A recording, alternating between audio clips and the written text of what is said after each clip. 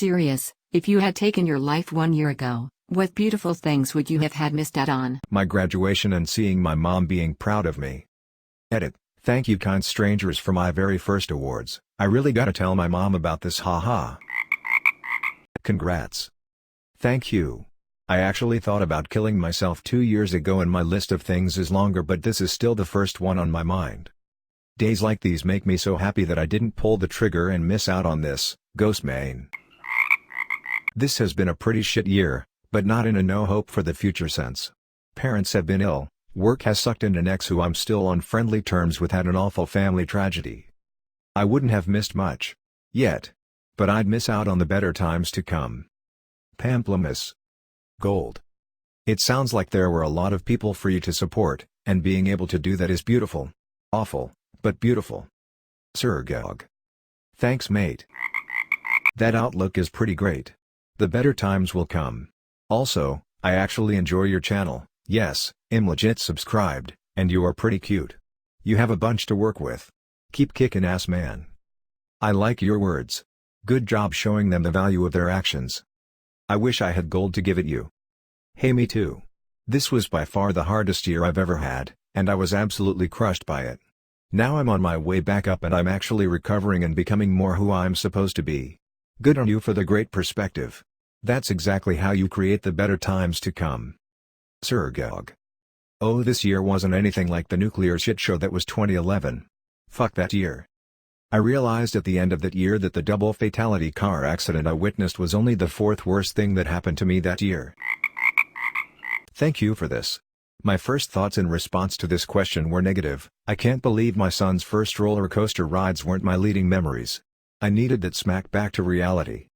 I was initially going to mention my miscarriage, or impending divorce, or suspected alcoholism, but you're right. My son rode for real coasters with me this year. And it was awesome. Middle dot. If you need an ear about the alcohol, I'm your girl. Feel free to PM me, I went through this in the past year, too. I'm sober and happier than I've ever been as an adult previously. Which is my answer, BTW, I would have missed getting sober, something I never thought would be possible. I've been sober from alcohol for 3.5 years. Truly the best thing I've ever done on so many levels.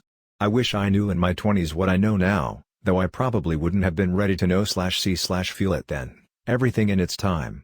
Duck life is so much richer on this side of the fence, smile. Spiraling into alcoholism right now.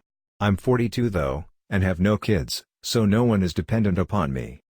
Binge drinker, rather than constant drinker, but binge drinking way too much. I know I drink way too much. I kind of manage it so that most people around me don't notice. My brother was a binge drinker who got caught in the constant. He died this year at the age of 36. If you need someone to talk to, I'm always here. Biggest thing I have seen his friends do to get sober is find a hobby that you actually enjoy. Other than my daughter and wife, photography has helped keep his sorrow off my mind.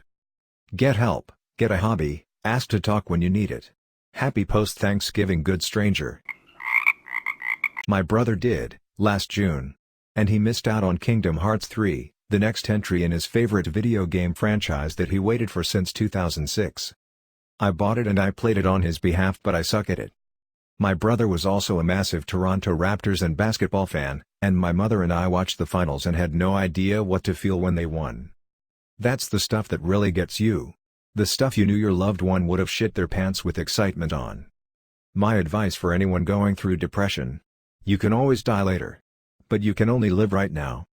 You are going to die someday, the world will make sure of it, so you don't need to take on the anxiety and burden of ending your own life. Why not stick around for a few decides and see what happens? Procrastinating death is the best use of the skill, honestly. Nobody can tell you procrastination is a negative quality if it's what keeps you alive. It gives me comfort to know that I don't have to be here or do this forever. It gives me comfort to know that I don't have to take my death into my own hands. I've suffered from depression and crippling anxiety for about 12 years myself. And what keeps me going? It's the little things. I always pick something, anything, to look forward to. A new show or movie. A new game. I follow tennis and enjoy that. Vacations or visits from family members. Family is everything, and the little things that you like make up who you are, and no one can tell you your interests are small or worthless because you like them and they make you happy. So just keep looking for the next thing to look forward to, and hold on tight no matter how strong the winds of depression become. Don't let go. You can weather the storm as long as you maintain hope. 3 months ago my now ex-fiancée broke up with me, and I was suicidally depressed. Since then, I went to Galaxy's Edge for the first time and cried real tears. I styled and photographed my mom for a high-fashion advanced style shoot, and we are both incredibly proud of the end result. A good friend of mine wrote me a heartfelt letter and gave me an amazing care package to help me through the breakup. I celebrated my birthday with a tea party in a 1920 atrium. I took a long-distance friend on a date, with the possibility of a second one soon. I've taken up yoga and finally, truly tackled my binge eating disorder. Honestly, I'm not sure that's even half of it, and that's just 3 months. I'm really glad, and that's putting it mildly, that I didn't give in to the feelings of shame and failure in the depressive fog. Google, YouTube, and Reddit are your absolute best friends when trying to solve a tech problem. TLDR, I fixed my power button on my phone and now I want to build computers. A few months ago I spilled a solution of Barkeeper's Friend and water onto my phone, and after I had wiped it down as fast as I could, I turned it on to see if it worked. It still turned on just fine, but I got lucky because it did work and didn't fry the hardware. Well, then the power button wouldn't work. It's on the back of my phone, and I had to deal with it for a few days by turning the auto sleep to like 5 seconds. It got real irritating real fast. I got to Googling shit. How to get Barkeeper's Friend out of your phone, wow. Off-topic results. How surprising. How to fix a waterlogged phone, rice does not help abrasive organic chemicals very well. Power button doesn't work LGM150, someone said something about there being dirt between connectors. That was probably the best answer I got regarding why. How to take apart LGM150, I was lucky my dad has a set of very small screwdrivers for this particular reason. Does water damage indicator void warranty? In most cases, yes. How to clean hardware, alcohol bath. How to remove screen LGM150, it took a lot of work to do that. I used a broken circle template and sanded it down to fit in between the plastic protector and the motherboard. Does water fry hardware? I learned that it is completely fine to clean hardware all you want as long as there is no power supplying it at all, aka remove the battery. I fixed it just in time to leave for an event, and I realized that I took the ability to screenshot for granted. I was really proud of myself and wanted to dive deeper into all of that. I want to build and fix computers for a living now and take after my dad in that field. I've always found that interesting as a kid and I love it. I have yet to learn so much more even with my extensive knowledge. Going down rabbit holes about that really amuses me and I love soaking in all of that information. My life actually starting. Realizing I'm not as everyone tried to make me believe I was my whole life. Confronting the reality that I live with severe CPTSD, and by live I mean I kick life's ass and don't let it ruin me. I stood up against 2 abusers, one is now on probation for 2 years, and I got everything I'd said would make me more comfortable if he took the plea deal. The other being my mom, and I feel more empowered in our strange AF relationship. She's my best friend, my main source of trauma, and also exhibits many characters of someone with antisocial personality disorder as in all of them. I got off my psych meds, have the best job I've ever had, found direction in terms of my education/career goals and will be starting school again in the fall. I am settling into my own home, first time living independently. I'm making actual friends for the first time in my life, with one gigantic exception. I have a kitty that I love, am addressing my physical health, and am clearly at a place in my life/recovery that indicates I'm starting the rest of my life. Also, come the 11th, I've made it to 30 years old. Life has never been this beautiful. You can't know how wonderful this comment is to read. As a 25-year-old recently diagnosed with CPTSD as well. I had a glorious moment a year ago where I decided I was not going to end it, and I'm living parallel to your experience, where I feel like life is just beginning. It's like I get to be 18 again and have fresh eyes on the world. I still struggle so much with trauma responses, but hearing your story made me appreciate mine as well. Thank you. Holy shit, I relate to so much of this. CPTSD has ducked me up and I'm just starting to do 1/10 of the stuff you laid out. I've come so far, but I've got so much work left to do. This gives me hope, especially in a difficult time, being back in my childhood house for Thanksgiving, where the abuse occurred. Thank you for sharing your story. Here's sort of a long story. So every year a friend of mine hosts a foreign exchange student, FES, whom is treated like a senior at my high school. This year I am a senior as well. Last year their FES was from Germany. One of my best friends fell in love with her about 2 months before she had to leave. He is still saddened about it, and let me tell you, it is so heartbreaking to see this, even though we knew it was coming. I told myself I would never let something like this happen to me. Now it is August, and the FES this year is from Brazil. We had a welcoming party and she was so shy, yet so cute. I told myself, okay, I'll be friends with her, but I'm not going to let myself fall for her. There were not many people at this party, maybe 8 or 9, but they are such loud people I could tell she was pretty uncomfortable. She was sitting down at the table and I went and sat next to her, shaking and nervous as hell. I started talking to her. Her English was good but not really too great, and we just clicked like nothing I've ever seen. I knew after about 2 days, like, oh no, it's happening, and I couldn't help myself, like I could just tell she's special. Fast forward 3 months and I've realized she's the love of my life. We've been dating for a while and we're just perfect for each other. I've had one girlfriend before, but I've never met anyone who actually loves me, and it is amazing.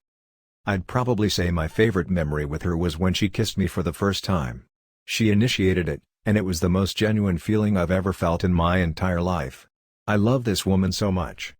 We plan to keep this going when she goes back home, but that's still 7 months away, so we're just enjoying it while it lasts. She may come to college in America, but who knows? It's so early, but like, I want to spend the rest of my life with her. I can't imagine meeting someone else who appreciates me like she does. It's crazy. The whole ordeal seems like a storybook. It's almost too good to be true. So yeah, that's my favorite memory, meeting the love of my life. I can only hope that everyone feels like this at some point in their life. My advice to dudes: let her come to you. If she really likes you, you will know it, no doubt about it. Almost 3 years ago, I chased a ton of Xanax with some wine. I was tired of my brain, diagnosed bipolar, PTSD. I just couldn't live with myself anymore. I didn't think it would ever get better. Luckily I lived, even though I wasn't happy about it at the time. I started seeing my doctor more often. He finally found a medicine combo that worked, made some major life-changing choices. A little over a year after that attempt, I met my now husband. We have been married almost 2 years now. We have traveled so many great places, made amazing memories, and are soon moving across the country. It's super scary to think I would have missed out on all of this if I was successful. No, I'm 100% with you. I've had a lot of things happen this past year, good and bad, but nothing tops the announcement of a new Half-Life game for me. That might sound shallow, but I've been a massive fan of the franchise since the first game was released, and after Epistle 3 I seriously thought there would never be another one. I waited 12 years and I was prepared to wait the rest of my life. So yeah, HL, no question. Don't downplay that, man. It's important to you and that's what matters. Half-Life's a sick game and it makes you happy. Be proud of that. You know, people, these giant common social things in life are the only important things, like getting married or having a kid. The idea of marriage gives me so much anxiety, like Thanksgiving on steroids. Don't get me wrong, I'm happily in a relationship and looking forward to getting married. I'm not trying to downplay these milestones in one's life, but the importance of something is measured to the individual. My point, most of the time the little things we take for granted and/or get overlooked.